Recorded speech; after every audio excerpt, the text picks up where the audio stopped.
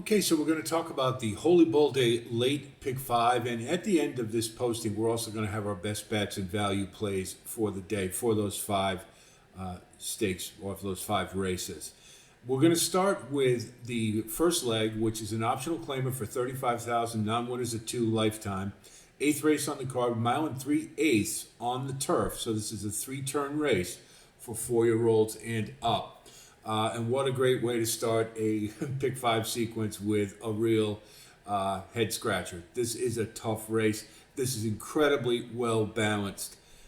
What I looked for in, the first thing we all, of course, always want to do is look at the race shape. And what you can see, we've got a lone front runner in Tennessee Lamb. And judging by the optional claimer that was run on January 5th, a lot of the horses that are in this one came out of that one as well. And it was one on the front end, basically.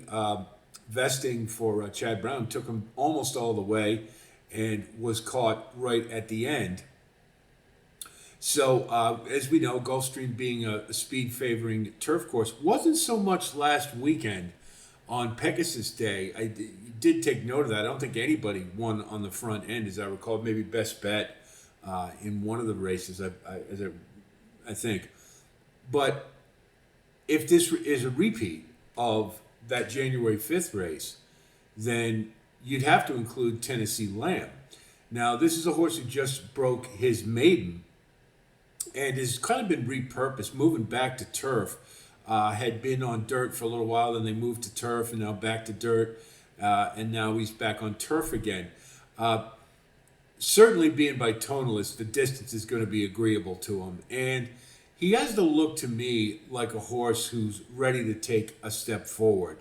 And in this race, you look at the horses from that January 5th optional claimer, and none of them were really going to get to the front runners in that race. You see quite a few horses who really don't have that big kick that you need late if you're going to come from off the pace to win this race. So I tend to believe that this will be another race one up near the pace. I don't see any of the closers where they've got that big kick to come and take this one down. A lot of them were lingering at the back and tend to be plotters and don't do much running early. And it just is a big compromise late in a race, particularly like this. So Tennessee Lamb at 15-1 is a very good bet, I think, to take them all the way. It's entirely possible. But I settled on Lantharis, or I'm sure I'm mangling the pronunciation, or Lantharis, however it is. For Bill Mott, pretty logical. Usually an optional claimer off the bench for Bill Mott means they're ready for a stakes race in their next start. And when he keeps them in an optional claimer, basically the same class for a second start, a lot of times it means he thinks there's something that needs to be worked on, or he just doesn't feel the horse is quite ready for stakes company. Now, in that race, Lentaris looked like he had plenty of horse rounding the turn, and he just couldn't get free. He was stuck on the inside. He tried to get outside, and Kid Cairo got the jump on him and pinned him inside, and he really wasn't able to get free. However, he did look like he had plenty of horse, and so that lends me to believe that second off the layoff, especially for Bill Mott, that this horse is ready to run a big one. And for that reason, I'm going to put him on top of the horses in here. He looks like the one who has good potential to move forward. You could say the same for Classic Creation. I think is one that looks ready to take a jump. In looking at this, all these horses are basically running the same class, and they all have kind of that same class rating that's a hair, at best, a hair higher than the class they're running at. So nobody's really taken a big step to take control of this division, if you will. So, but Classic Creation, to me, kind of has that look from what I've seen in the PPs, and that he's got something in the tank and that he's ready to roll. So we're going to throw Classic Creation in as well. The question will be whether he's can get into good position. That's the same for all of them. It's going to be who gets the trip, no doubt. Kid Cairo ran a really nice race last time, but he also had every chance. He was clear. He had a clear path all the way to the finish, and he just couldn't get there. And so when you see that, you wonder if maybe this is the farthest that this one can go. This is the top end. I don't know that the distance is necessarily going to provide any extra advantage in that regard. So, but Kid Cairo is certainly one of the ones in here. To me, it's a choice between Lantari and Tennessee Lamb, particularly Tennessee Lamb's work tab I didn't mention, but I liked the little bit of space in the last two, but he looks like he's training up a storm and looks like he's ready to roll and run a big one, and he's got some upside at 4 years old. So between the two of them, I think they're the most logical choices to win. Now, I'm going to throw in Steadfast Resolve as well. He looks like maybe he's got his last race was sort of a one he kind of needed, and I think he can probably get up for underneath at 10-1. That's a pretty good price.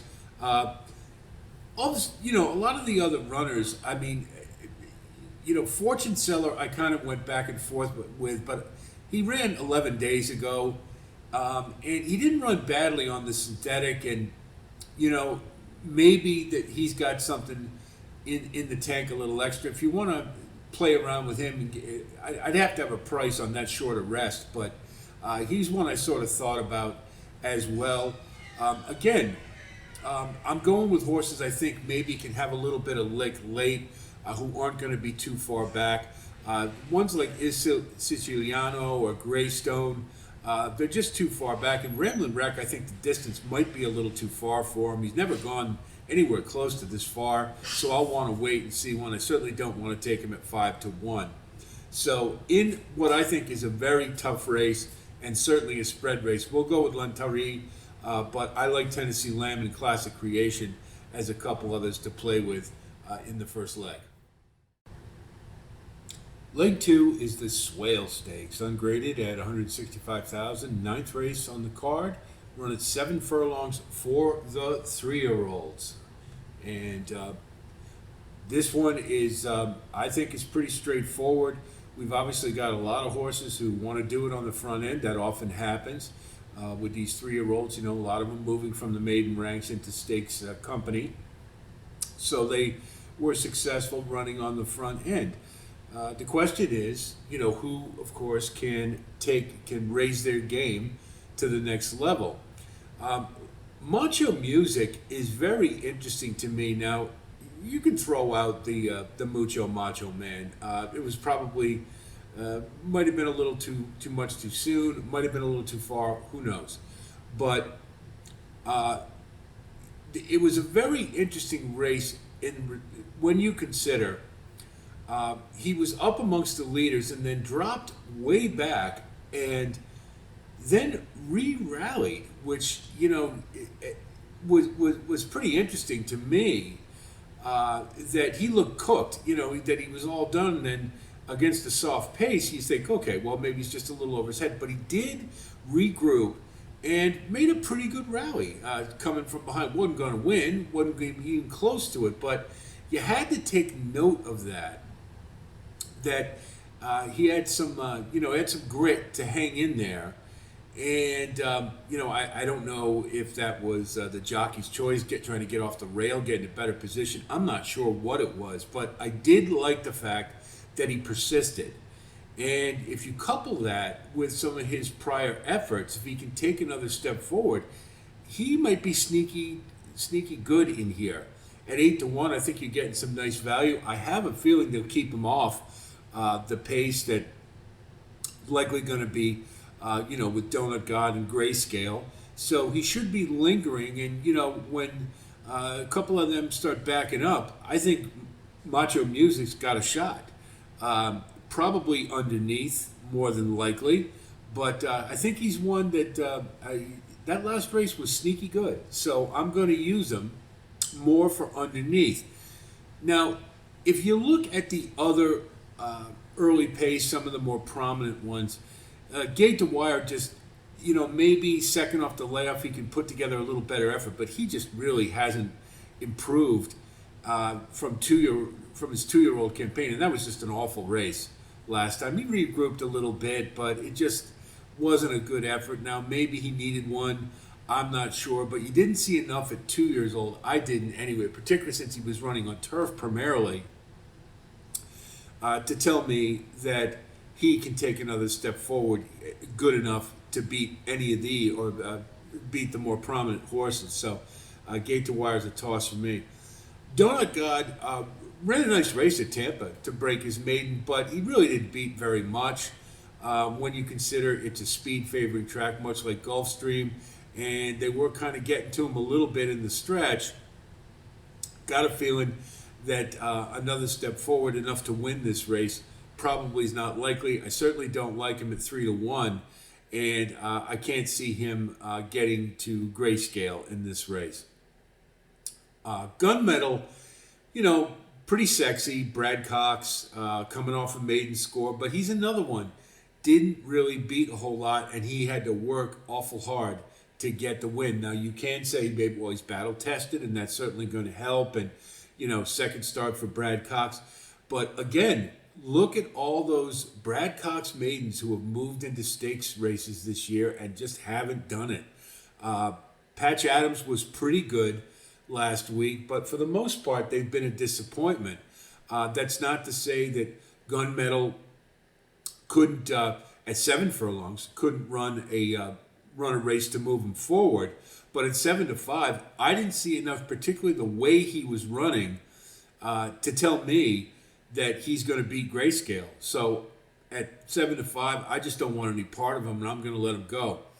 Grayscale is the pick to win it. He just really impressed me. He looked incredibly comfortable on the front end. He looked like he had plenty more in the tank, and I don't frankly think anybody's going to bother him on the front end enough that's going to keep him from wiring this field. I think Grayscale is the pick to win this race.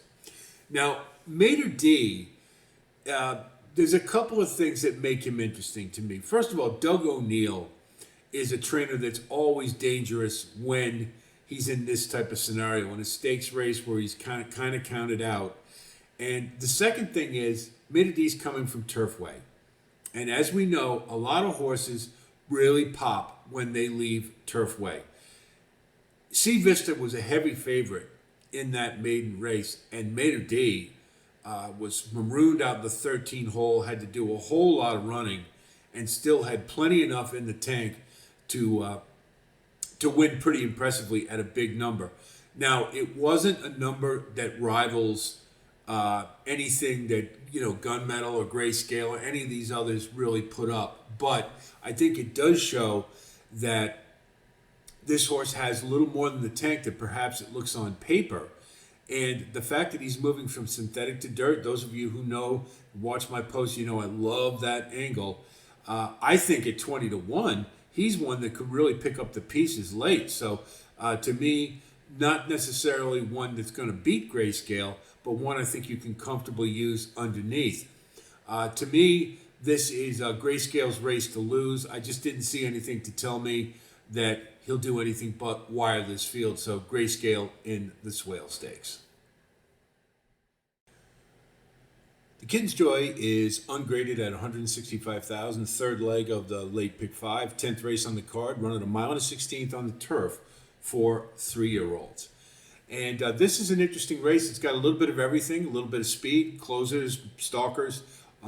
It's pretty well balanced in that respect. But, as we know, at Gulfstream, it does kind of favor the early pace. Now, what to me darkens things a little bit or muddies the waters is that last week in the Pegasus, I think Be Your Best was the only early speed that really held.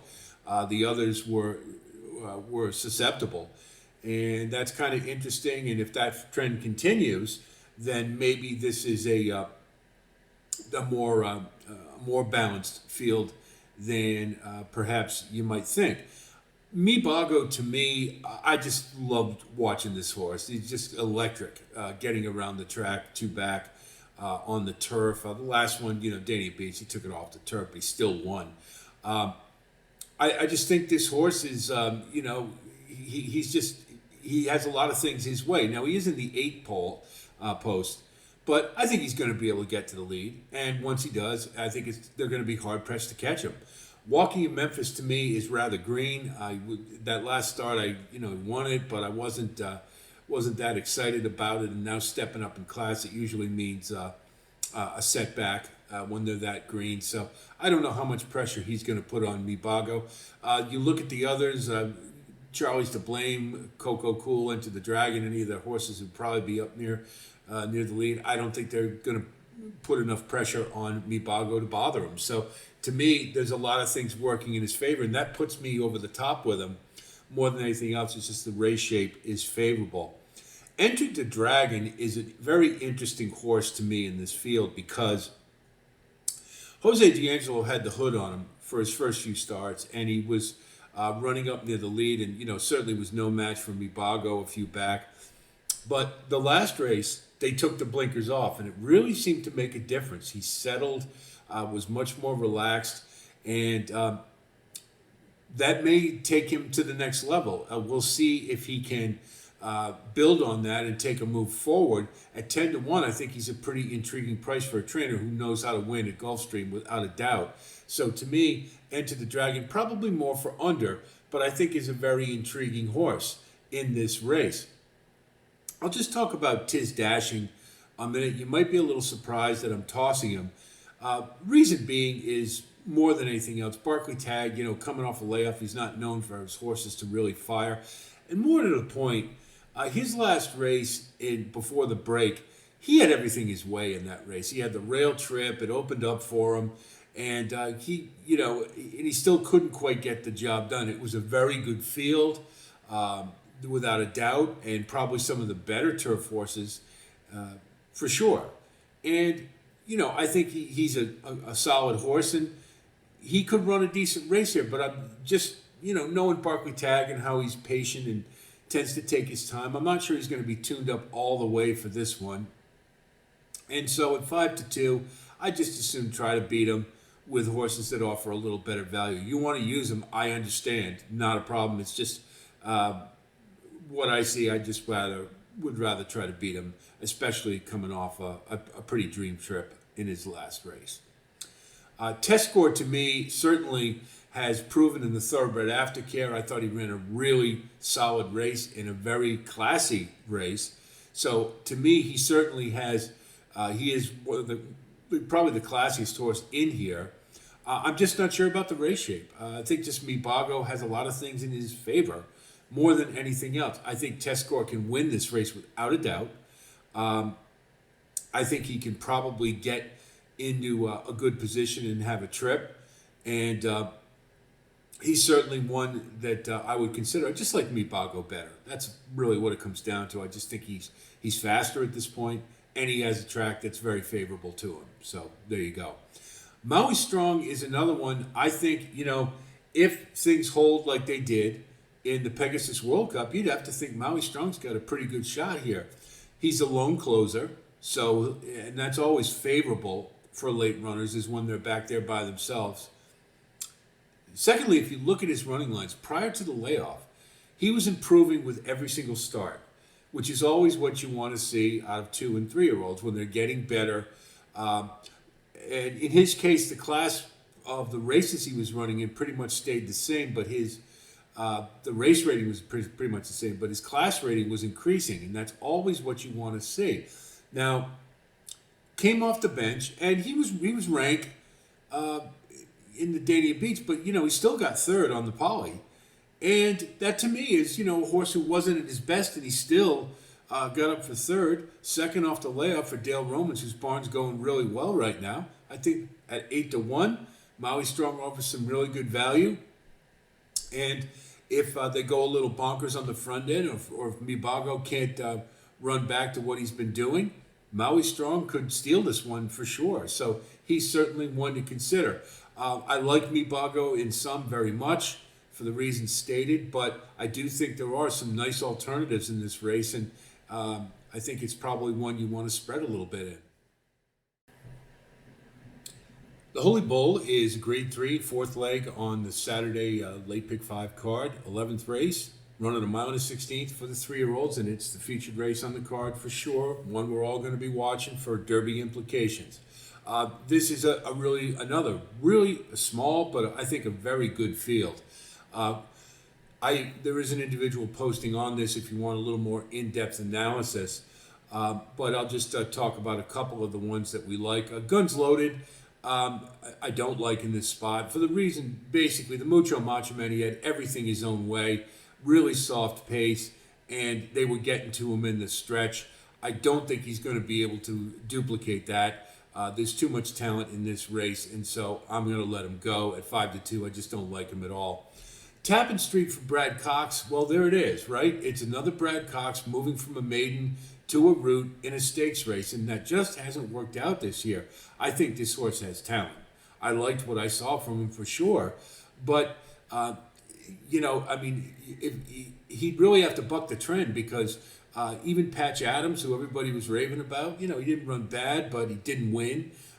Chasing, Hot Property, you just go right down the line. They just all are not performing, and a big belief Brad Cox's.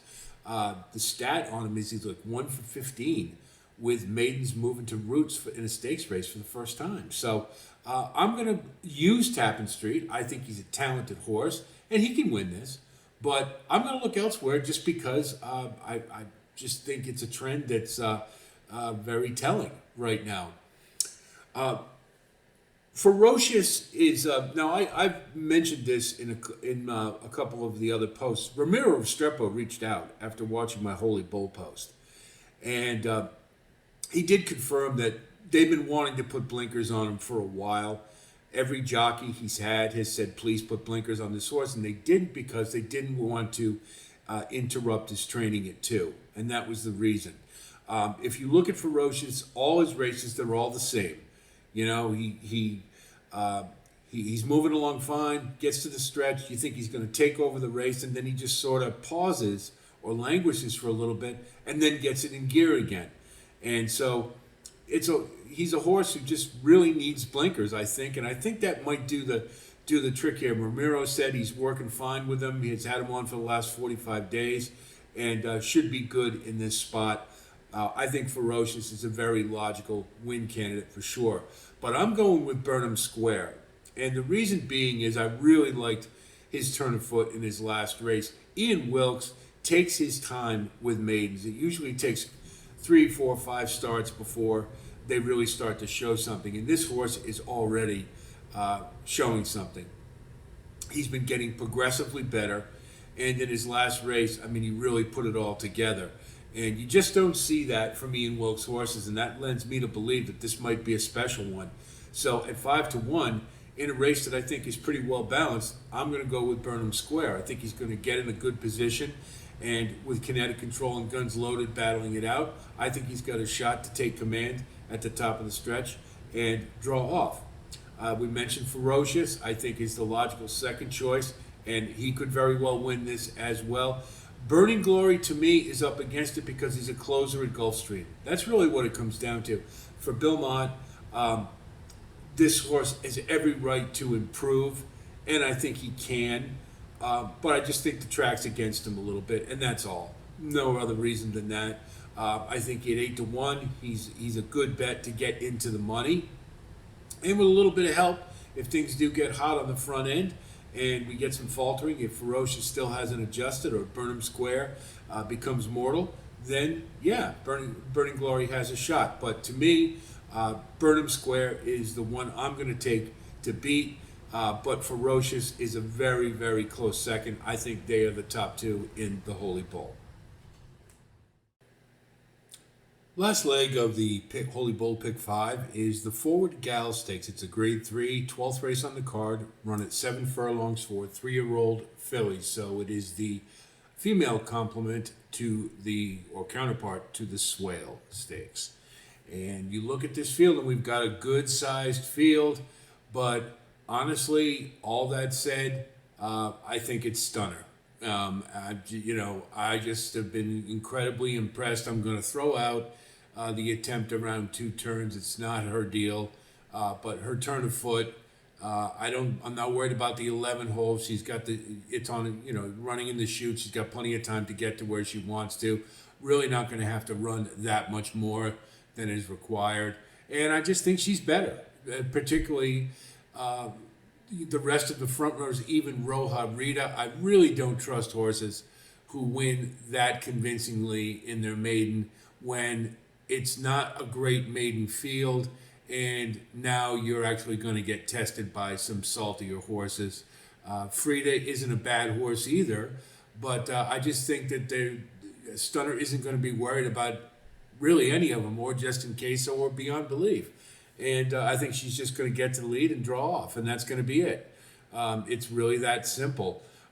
Looking at some of the others, I think Unchained Elaine and My Denise are kind of interesting underneath plays, both coming route to sprint. And Unchained Elaine, second off, is eligible to move forward. My Denise, you'd certainly have to like because she beat Stunner at a price.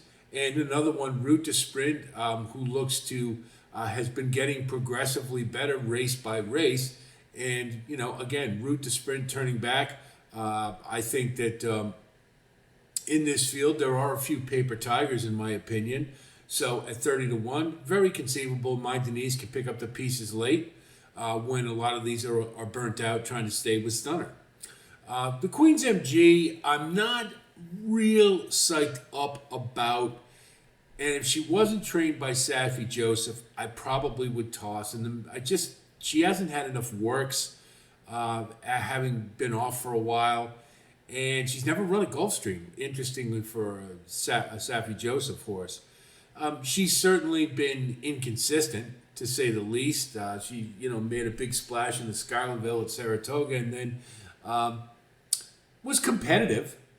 But, when she faced Stunner, she was no match whatsoever. And I expect very similar result here. Maybe the layoff, she's grown a little bit and might offer a little bit more of a challenge, but I'll wait and see on that. And again, I didn't like the tab, only 3 works coming in off the layoff, but I think she's probably good enough in this field to hang around and get a slice. Equitante, the other Brad Cox, good solid horse, no complaints whatsoever. I just don't think she's as good as Stunner. That's really what it comes down to. I think you could have a nice, solid, ice-cold exacta Stunner Equitante 11-7 without any difficulty in this race.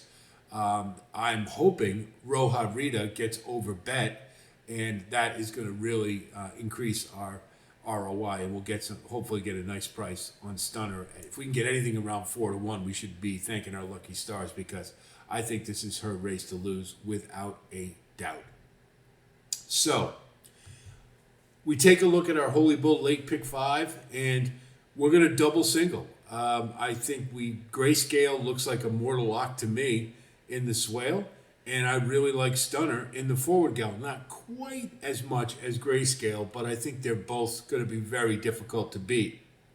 And of course, when we have a situation like that, it allows us to spread in some other races. So in the optional claimer to start, it's definitely a race we should spread.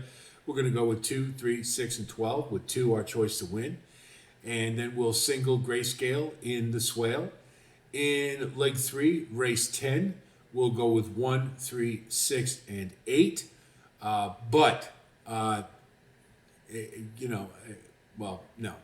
we like the 8. But that's a spread race, I think, as well. Then in the Holy Bull, I'm going to narrow it to 2 choices here. It's either Ferocious or it's Burnham Square. I think Burnham Square is the one who's going to win. You want to throw Tappan Street in there, I don't blame you. You want to expand your ticket a little bit, make it a 50 cent, and keep it roughly the same price, go ahead. But to me, I think this is when you got 2 standouts in a sequence that are both, going to be short price singles, then I think you have to keep your ticket economical, and that's what we're going to try to do. So in race 12, we'll single Stunner, number 11. So that's 4 times 4 times 2 that's a $32 ticket on a $1 base. And certainly, if you have a normal budget for your pick five, you can scale it up. And if it hits, Tube City, you get a nice ROI. For our best bets and value plays, Grayscale to me is the best bet of the day. Of the races we've handicapped here, race 9 in the Swale, I think that everybody's playing for second. He just looks awful impressive to me. Long shot in race 8, which I think is a really pretty well balanced and a pretty wide open race. Let's go with Tennessee Lamb to take them all the way on the front end. I think it's, if you consider that a lot of horses who came from that optional claimer on January 5th, it was a very similar scenario. You had a lot of them closing into a front runner who wouldn't let it go, and the race was won on the front end, and I think that's very conceivable that this could happen here.